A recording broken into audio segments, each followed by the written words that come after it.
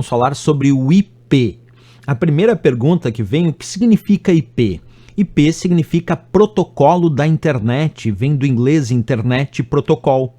E aí imagina, se IP é o próprio protocolo da internet, olha a importância dele nas provas de concurso público atuais. Mas qual é a finalidade do IP? Bem, como eu disse, ele é um protocolo e ele é responsável pelo sistema de endereçamento utilizado na internet.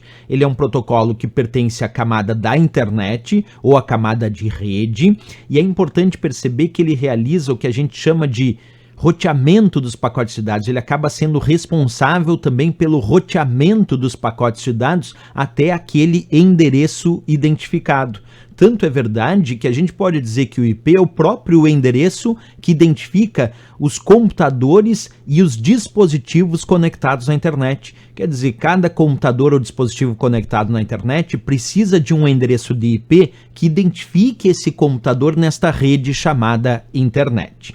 Outro ponto importantíssimo, como a gente sabe que cada um desses computadores, servidores, dispositivos móveis como smartphones, tablets e assim por diante, quer dizer, cada dispositivo e computador conectado na internet precisa de um endereço de IP, o que a gente precisa saber mais do que isso para as provas de concurso? Nós temos que saber quais são as versões que são usadas atualmente na internet para o endereçamento IP. E atualmente a gente está usando ainda IPv4, só que o IPv4, que é o IP versão 4, esgotou. Não existem mais novos endereços de IP da versão 4 para fornecer aos novos computadores e dispositivos que querem se conectar na internet, porque o IPv4 esgotou.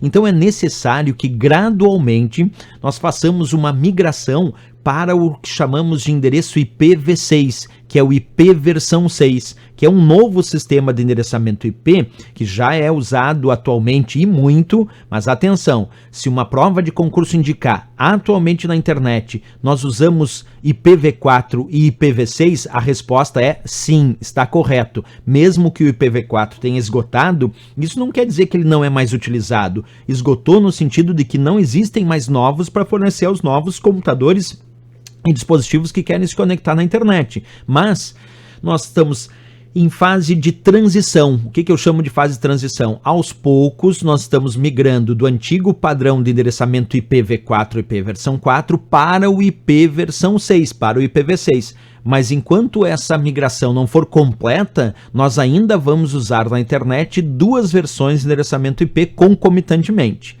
Outra coisa importante para as provas é saber que o IPv4 é um endereço de 32 bits, o que permitia matematicamente endereçar aproximadamente 4 bilhões de dispositivos. Já o IPv6 é um sistema de endereçamento, vou até sair da tela ali para vocês enxergarem, de 128 bits. E se o IPv6 tem a capacidade de endereçar 128, se ele tem 128 bits compondo o seu endereço, quer dizer que ele permite endereçar 78 trilhões de endereços mais que o IPv4, quer dizer, é muito endereço que tem o IPv6, mas muito importante ter na mente agora essa imagem que está aparecendo aí na tela. Usamos na internet então atualmente IPv4 e IPv6, IPv4 tem 32 bits e o IPv6 128 bits, e lembrar que o IPv4 a princípio esgotou, mas ainda é utilizado junto com o IPv6. Outro ponto importante, como é a constituição desses bits, desses 32 bits que compõem o IPv4? Bem, ele é composto por 4 partes de 8 bits, o que dá o total de 32 bits. Então o computador, quando ele processa os dados, ele processa bits, que são zerinhos e uns, perfeito? Até aí tudo bem. E o IPv4 é composto por 32 bits. Mas se uma prova perguntar como eles são organizados, a resposta é 4 partes de 8 bits, formando 32 bits. Esse é o IPv4. Um outro ponto importante, para o ser humano configurar o IPv4 no seu computador, na sua máquina, é necessário converter cada grupo de 8 bits em um número decimal. Então, cada grupo de 8 bits aqui é convertido no número decimal, como por exemplo, esse primeiro grupo aqui deu o decimal 192. esse aqui deu o decimal 68, esse deu o decimal 1 e esse deu o decimal 100. Então, como representamos o IPv4 para o ser humano entender? Em 4 partes de números decimais separados por ponto. Observa ali na imagem, ó, 4 partes de números decimais separados por ponto, onde cada uma dessas partes só pode ser um número que varia de 0 até 255. Quer dizer que num IPv4 não pode aparecer número negativo, quer dizer menor que 0, e não pode aparecer número maior que 255. Então não pode aparecer 256, não pode aparecer 257 em nenhuma das partes do IPv4, porque cada parte que compõe o IPv4 aceita números decimais que variam de 0 até 255. Então vamos repetir aí, o IPv4 para a máquina entender é assim, 32 bits. Para o ser humano entender e configurar no seu computador IPv4 é na forma de 4 partes de números decimais separados por ponto, onde cada parte pode ser um número que varia de 0 a 255, como eu demonstrei. Outro ponto importante. Quando a gente fala do IPv4, existe também o que nós chamamos de classes de endereçamento IPv4. E essas classes são as seguintes. A classe A vai de 0 a 127, 127 com seus 255 acessórios ali. A classe B vai de 128 a 191, de 0 a 255 também aqui. A classe C de 192 a 223, com seus zeros e os seus 255. A classe D de 224 a 239 e a classe E de 240 a 255. Essas são as classes que compõem o IPv4. Uma coisa importante é que quando a gente pensa nessas classes, existe o que a gente chama de IPv4 para localhost. E esse é reservado para comunicação com o computador local, com o próprio computador. Então, se eu quero, aqui no meu computador, realizar algum tipo de teste para identificar como se eu estivesse acessando esse meu computador, esse meu próprio computador na rede, na internet, então eu posso usar um endereço que a gente chama de localhost, que é reservado para comunicação com o próprio computador local. E o reservado para localhost é 127.0.0.0 até 127.255.255.255, como a gente viu ali. Isso é reservado para localhost, comunicação com o computador local. Existem 3 blocos do espaço de endereçamento IPv4 que são reservados para redes privadas, para uso em redes privadas, na classe A de 10 a 10, só que de 0 a 255. Classe B de 172, 172, mas daí de 16, 172, 16 a 172, 31. E na classe C, o reservado é de 192.168 até 192.168, só que é de 0 a 255. Então as variações do 192.168 até 192.168, mas variando os zeros das duas últimas partes e os 255 das últimas duas partes. Então, essas faixas aqui são das classes A, B e C, reservadas para as redes privadas. Bem, já sabemos que o IPv4, então, reserva algo para localhost e reserva algo também para redes privadas. O restante, basicamente, nós usamos em redes públicas, que é a própria internet. Vamos entender agora como funciona o IPv6, que, como eu disse aqui, o IPv6 tem 128 bits. E aí ele é composto, então, por 8 partes de 16 bits cada uma, dando o total de 128 bits. Lembra? O IPv4 eram 4 partes de 8 bits. O IPv6 é um dobra-dobra do IPv4. Por que eu digo que é um dobra-dobra? Porque ele dobra a quantidade de partes, que no IPv4 são 4 partes e no IPv6 são 8 partes. E ele dobra a quantidade de bits em cada parte. Cada parte do IPv4 tinha 8 bits e cada parte do IPv6 tem 16 bits. Então ele é um dobra-dobra do IPv4. Ele dobra a quantidade de partes e dobra a quantidade de bits em cada parte. Repetindo então, o IPv6 são 8 partes de 16 bits, o que dá um total de 128 bits. só que um determinado ponto agora é importante para o nosso debate.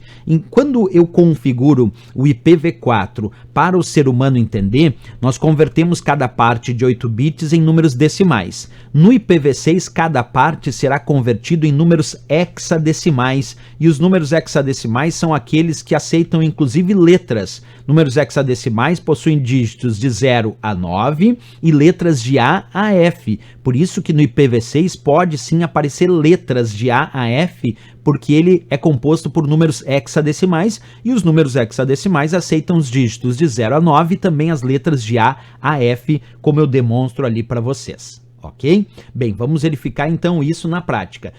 Imagina esse IPv6 aqui em bits, que é o jeito que o computador entende e processa o IPv6, né? Essa é a forma que a máquina entende. Então nós temos que pegar cada parte de 16 bits e converter no número hexadecimal. Aqui deu o hexadecimal 2001, aqui deu 0db8, aqui deu 000, aqui 000000000 e aqui embaixo 0001. E aí, para o ser humano entender o IPv6, ele fica composto por 1, 2, 3, 4, 5, 6, 7, 8 partes de números hexadecimais separados por 2 pontos. Repetindo, 8 partes de números hexadecimais separados por 2 pontos é a forma que o ser humano configura o IPv6 na sua máquina, no seu computador. Agora, existe uma forma de simplificar o IPv6. Essa maneira é a seguinte: se nós observarmos partes, observa, que tenham apenas 0, que é o meu caso aqui nesse IPv6, eu tenho 1, 2, 3, 4, 5 partes que tinham só 0. Então, se eu pegar essas 5 partes que tinham só 0, eu posso substituir por 2 pontos seguido de 2 pontos. Observa ali, ó, peguei essas 5 partes que tinham apenas 0 e substituí por 2 pontos seguido de 2 pontos. O que isso significa? Que agora todas as partes faltantes para completar as 8 partes desse IPv6 tinham apenas 0. Como é que a gente sabe disso? Porque tem 2 pontos seguido de 2 pontos. Repetindo então, o 2 pontos seguido de 2 pontos, quando aparece num IPv6, IP versão 6, indica que todas as partes faltantes para completar as 8 partes tinham apenas 0. No meu caso aqui, ó, quantas partes eu tenho nesse IPv6? 1, 2, 3. E o total são 8. Então, se eu só tenho 3 e o total são 8 partes no IPv6, quer dizer que 5 partes tinham apenas 0. Como é que eu sei disso? Porque tem 2 pontos seguido de 2 pontos. Então, esse 2 pontos seguido de 2 pontos indica que as 5 partes faltantes para completar as 8 partes desse IPv6 tinham apenas 0. É uma forma de simplificar a representação do IPv6. Outro ponto importante, nós separamos o IPv6 em 2 grupos importantes. Aqui, ó. A primeira sequência de 4 partes, nós chamamos de prefixo da rede, que é para identificar a rede que vai ser acessada. E as 4 partes finais é a identificação da interface, do dispositivo conectado propriamente dito. Então essa é uma forma de organizar o IPv6. Então as 4 primeiras partes do IPv6 identificam o prefixo da rede que vai ser acessada, e as 4 últimas partes é o chamado identificador de interface, que identifica o próprio dispositivo que está conectado naquela rede. Pois bem, agora que nós já sabemos disso, o IPv6 ainda tem tipos de endereços que são os chamados unicast, ncast e multicast. Se uma prova perguntar o que é um IPv6 unicast, é aquele que realiza a identificação individual de um dispositivo. Única, de um único dispositivo. O endereço IPv6 Ncast é aquele que é uma identificação seletiva. O mesmo endereço, ora, pode apontar para um servidor, por exemplo, e se aquele servidor der problema, ele pode agora apontar para um outro servidor que tem os mesmos dados. Isso é um IPv6 Ncast. E temos o IPv6 Multicast, que é uma identificação em grupo, que é um IPv6 que identifica um grupo de computadores que vai receber, por exemplo, um streaming de vídeo, que vai ser enviado para todo aquele grupo de computadores identificados naquele mesmo IP Multicast. Interessante saber disso também. Vamos lá para as questões de prova então, pessoal. Acompanha comigo a primeira questão que diz assim. O esgotamento da capacidade do endereçamento IPv4, do protocolo IPv4, vamos repetir ali, o esgotamento da capacidade do endereçamento do protocolo IPv4 motivou a implementação do IPv6. os números de bits de endereçamento utilizados no IPv4 e no IPv6 são corretas e respectivamente. E ali vem várias opções para a gente responder. Então vamos matar essa charada. Como ele pediu IPv4 e IPv6 e pediu o número de bits, IPv4 é 32 bits, IPv6 128. Como tem que ser respectivamente, tem que ser primeiro 32 bits e depois 128. Primeiro 32 bits e depois 128, encontramos na letra C de Canadá como sendo o gabarito e a resposta dessa questão. 32 bits para o IPv4 e 128 bits para o IPv6.